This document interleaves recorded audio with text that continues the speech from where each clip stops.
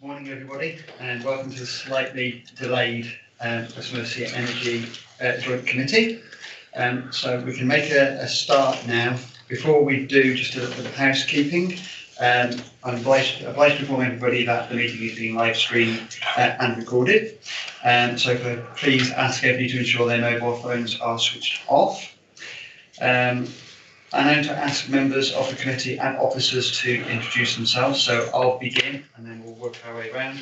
My name is James Walton. I'm Secretary Director of Resources at Shropshire Council and Treasurer for West Mercia Energy. Adrian Houghton, I'm from Worcestershire County Council, Government Member for Adult Social Care.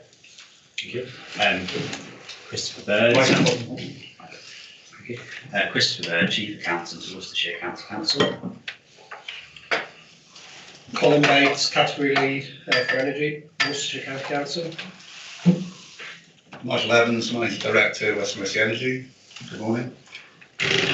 Julie Russell, Operations Manager at West Mercia Energy. JP, Finance Manager at West Mercia Energy. Gavin Owen, Business Development Manager at West Mercia Energy. Shirley Davis, Committee Officer. Morning everyone, John Fletcher, Audit Partner for our partners, responsible for the external audit of the Joint Committee's accounts for the year ended 31st of March 23. Councillor Ray Evans, Cabinet Member for Finance and Governance, Telford and Wrekin. Mark Seddon, Shropshire Council, Internal Audit. Katie Williams, Shropshire Council, Internal Audit, Principal Auditor. Thank you. And if I can just ask everybody on the joining us remotely, if they can introduce themselves, please. I'll start. David Hitchener, Leader of Herefordshire Council. I'm standing in for Councillor Harvey. Councillor Gwilym Butler, Cabinet Member for Shropshire for Finance and Corporate Resources. Apologies I couldn't get to you this morning. Councillor Gemma Davis, Cabinet Member for Herefordshire Council, and apologies, I work full time, so I have to do this remotely. Thanks.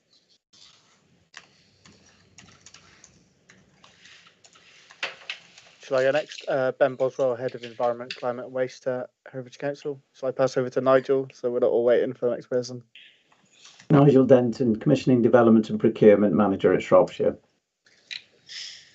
Okay, thank you everybody. And if I can just remind everybody, please do use your microphones when you're in the room, because it does help to people to hear online. So the first item on the agenda is election of the chairman. Do you have any nominations for election? I'd like to nominate Ray Guest if she would be kind enough to chair this meeting. Adrian, that's very kind, but as I'm standing down after the elections before the elections in May, I won't be around to do it, so thank you for the offer. I was just suggesting, Ray, for this one. Well, we're looking to elect a chair for the coming year, so we might as well crack on and do it. Okay, do we have any other nominations?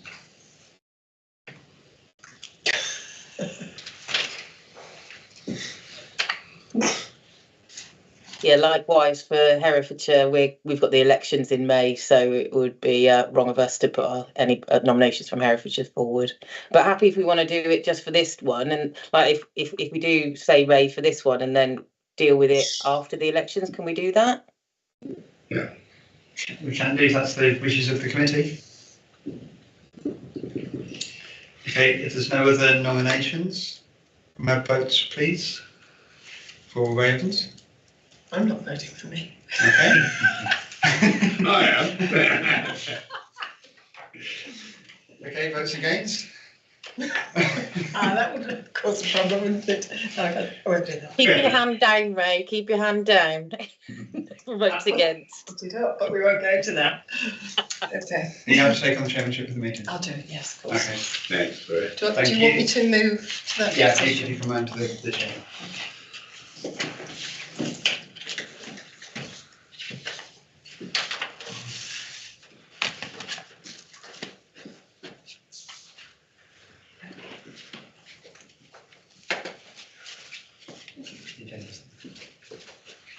Get you later. No, absolutely.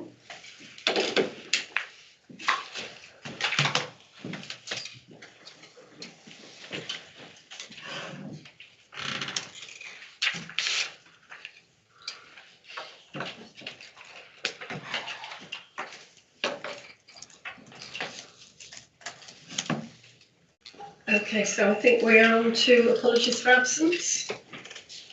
Do we have any? Apologies for absence have been received from councillors Jean Carroll, Liz Harvey and Adam Kent. Thank you.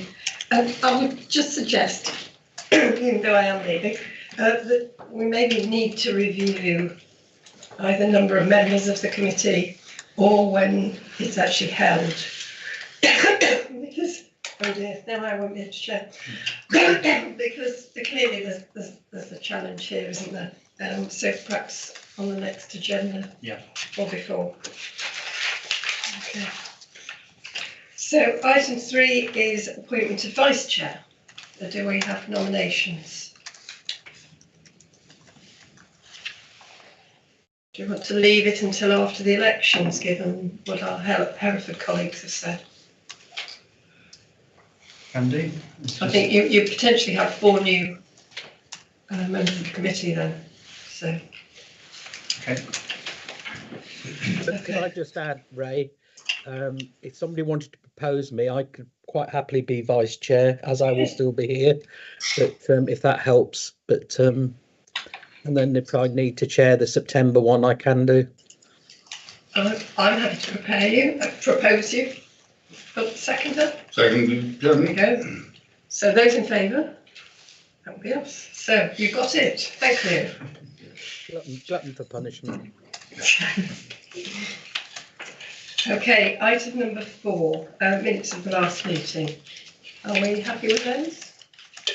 Agreed. Yeah, happy with those. Item number 5, science, which is public questions, and we haven't received any. So we move on to number 6, which is disclosable pecuniary interests. Have any been declared? As always, if something arises, we'll declare it in the room. Okay, so item number 7 is supplier contracts.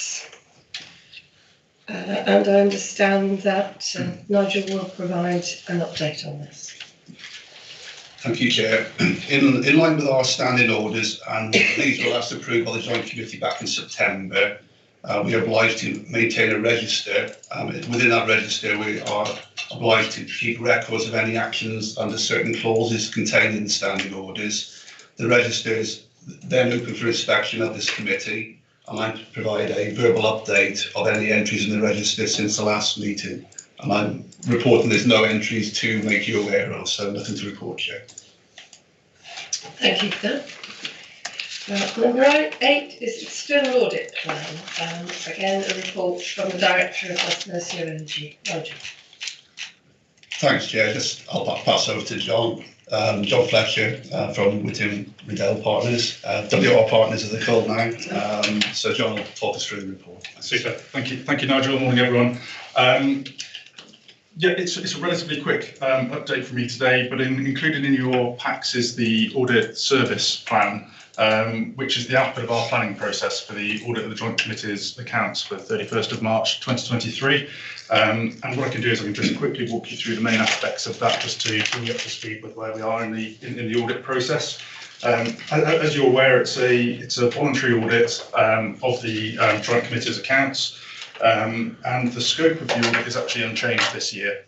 So there's no material changes to our scope, and our independence position remains the same as well. So we do provide just a pure audit service. The council prepares the accounts, so there's no issues from an independence perspective to report to you.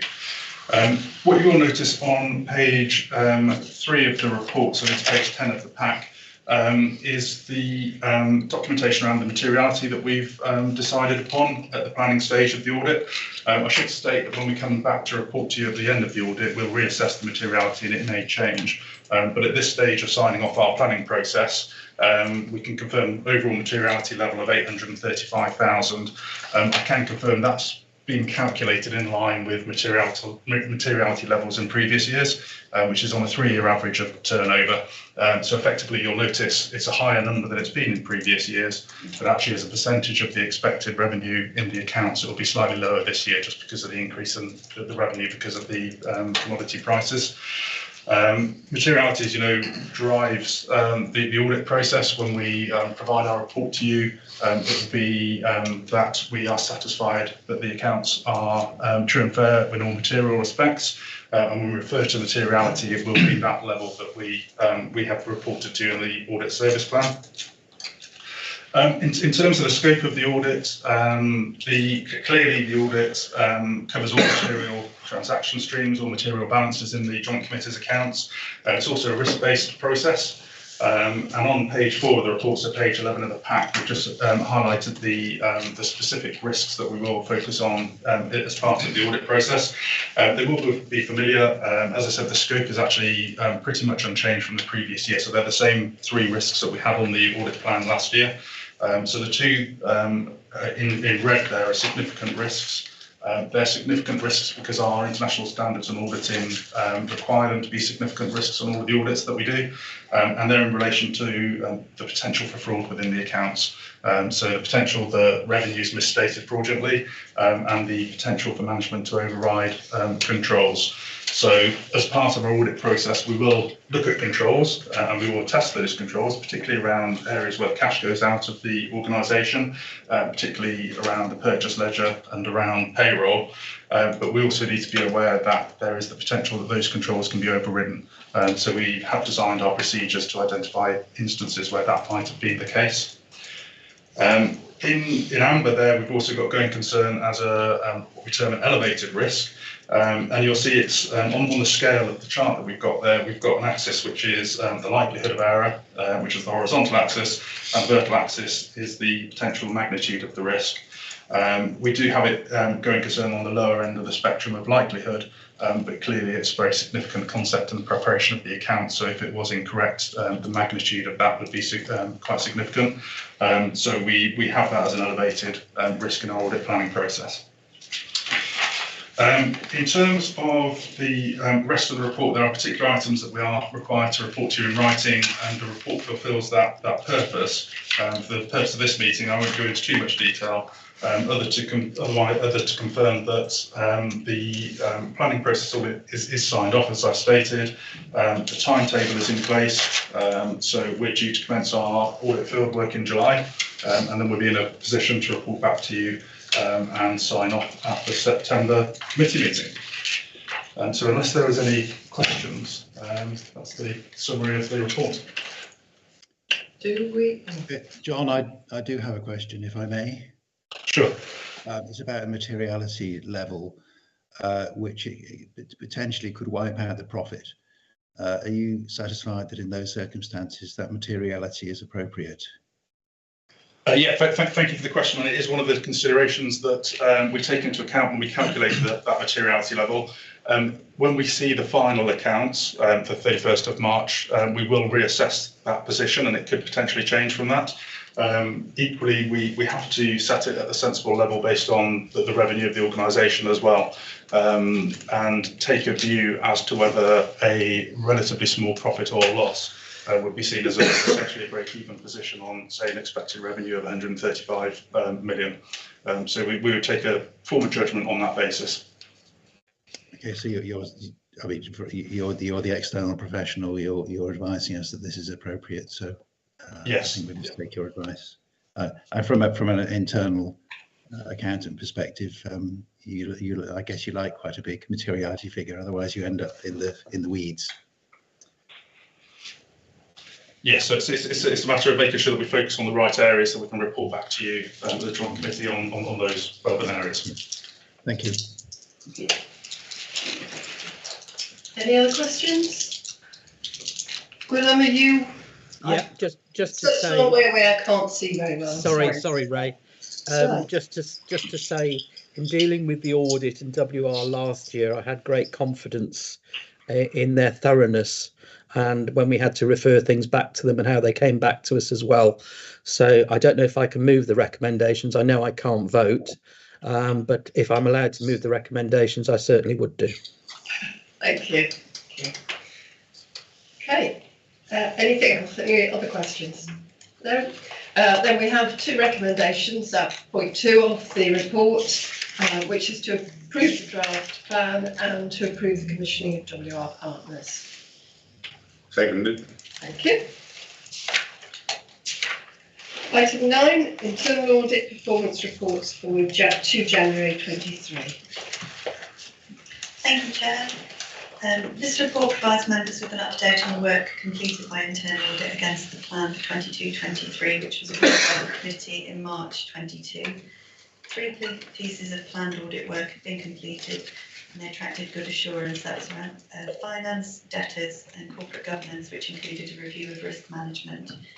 The audit of information technology is in progress, and since the report has been written, it has been issued in draft, and an update will be provided at the next meeting.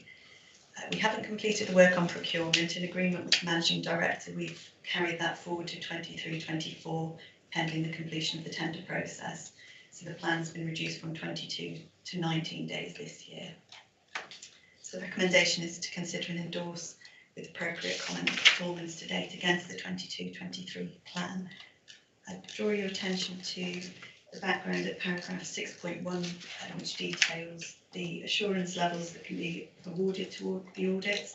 And as I mentioned, the 3 audits completed have been given good assurance. Paragraph 6.2 identifies the recommendation rating, and a table at 6.6 shows the breakdown against those audits. So there were 3 requires attention recommendations made as part of those audits. Copies of the abbreviated audit reports are attached as appendices to the report to provide you with the detailed background. Happy to take any questions if anyone has any.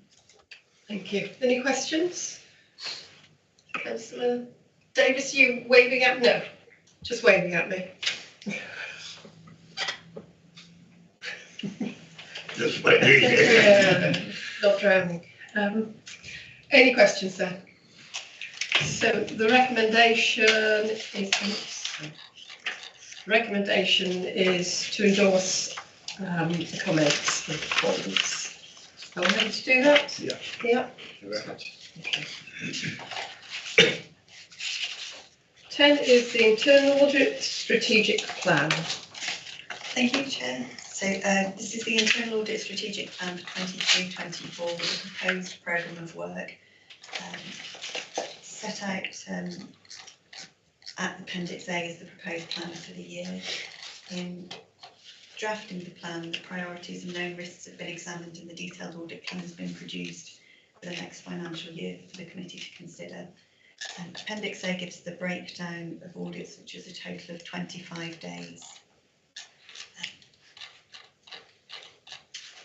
Happy to take any comments or questions if anybody has any. Thank you. Do we have any questions? It's a plan that's been agreed with the management, I assume. I also feel it's appropriate. Therefore, are we happy to agree it? Yeah, no, it would seem very useful. Sorry, Sorry, I have got a question for just regarding on the Appendix A. We've got procurement, review of the procurement. So we've actually got 4 days, but 3 days are brought forward from 2022 to 23.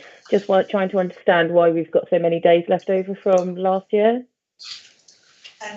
Thank you. In the last report, I mentioned that we haven't completed the work on procurement because the procurement exercise was still ongoing. So we agreed with the Managing Director that we'd roll that audit forward. So in this current year, we won't be providing any opinion on procurement. We'll do it as part of next year's audit, and we'll agree the scope with the management team next year as to the outline of that audit. Okay, so I guess I'm just trying to understand, are we missing out on days in other areas that we could be doing because we've had to roll over 3 days? Nigel, I think I know what Councillor Davis is asking. They're just, when you haven't reduced the overall number, you just put them forward, and I can see there's a comment there about why. Nigel, was that something you were about to explain? Yes, we'll discuss it later, but it relates to our electricity tender that was we would hoped would have been completed by the end of this financial year, but due to reasons I'll set out later, has been deferred and will be completed at the start of this new financial year. So that's why we agreed with internal audit. It's best to look at it once it's completed, rather than look at it while it's in progress. Yeah. So I guess that's what I'm trying to understand. Had it have not been this push forward, would we have actually only had one procurement coming forward this year? Yes, because we would have reviewed the full procurement exercise in this current year. The No, that's fine. would have been 22 days. Makes total sense now. Thank you for that. Thank you for asking. Okay, are we happy with that? Yeah. Yeah. So item 11 is the anti-slavery and human trafficking statement.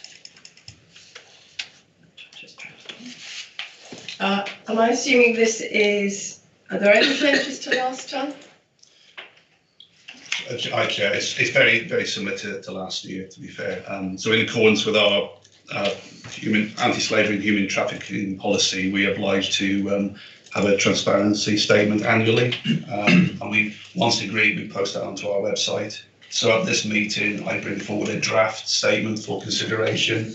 It's in draft form because we haven't reached the end of the year. So that's contained in the appendix. It is very much in line with previous years. So the recommendations are that you approve the draft statement and you delegate authority to myself to finalise it when we get into April and put it on our website. Thanks, Chair. Any questions, Adrian? No, content. Anybody online? Okay, so move recommendations at item 2. Seconded, Chairman. Thank you.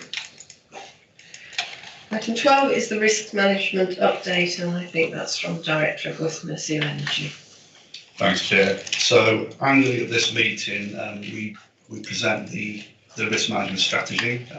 We consider that within the management team at WME, and we're not proposing any changes to that. It's already been agreed by the Joint Committee.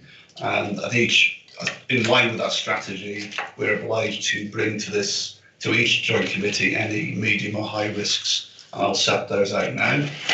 So if you move to page 54, just as an outline, we keep the risk register under constant review, and currently there's around 81 risks in the register. Most of those have controls in place that bring the risk down to an acceptable risk level. However, there are 6 medium and high risks which are set out in paragraph 5.4, and I've detailed in the rank change column how it's changed from the last committee meeting in September. The first 2 risks, they're linked heavily to the market volatility we've seen. The first one refers to issuing prices which may look less competitive to the market, and given how the market has changed during the last six months, there is a risk of that, and that remains at medium. Given the volatility we've seen, we've left the risk of breaching trading list levels due to supply reforecasting is high. We've also considered our loss of key staff risk. Pleasingly, we brought in 4 new members of staff, and we're looking to recruit again. So we're reducing that as much as we can, but we're still relatively a small organisation. 5.7 highlights the increased risk of bad debts. So our turnover has increased significantly over the last 2 years, partly due to the conversion of a couple of key contracts from procurement only, where we don't pay the bills, to fully manage where we do, and also with the increased commodity prices, budgetary pressure at customer level has increased. So we've highlighted that as a risk and keeping close focus on that. And there's one risk that was a medium last time that we've pushed to low, and that was the risk in delays to customers completing new contracts, which would have led to higher year-on-year prices. All customers have signed up early this time, so the risk due to that delay is foregone, and we've reduced it to low. So those are the key risks and the reason for the change from last time, if there were any. Happy to take any questions. Any questions? It's positive to see that one has actually gone down, so that's my reading of it is that you've been realistic about these things, that where you might have kind of squeezed it down, you've actually said, no, let's just be realistic, so. Okay, just double checking no questions. Therefore, can I move the recommendations at point 2 of the report? Agreed. Yep. So we move to item 13, exclusion of the press and public. So to consider a resolution under section 100A of the Local Government Act 1972, that the proceedings in relation to the following items shall not be conducted in public on the grounds that they involve the likely disclosure of exempt information as defined by the provisions of Schedule 12A of the Act. Seconded, Chairman.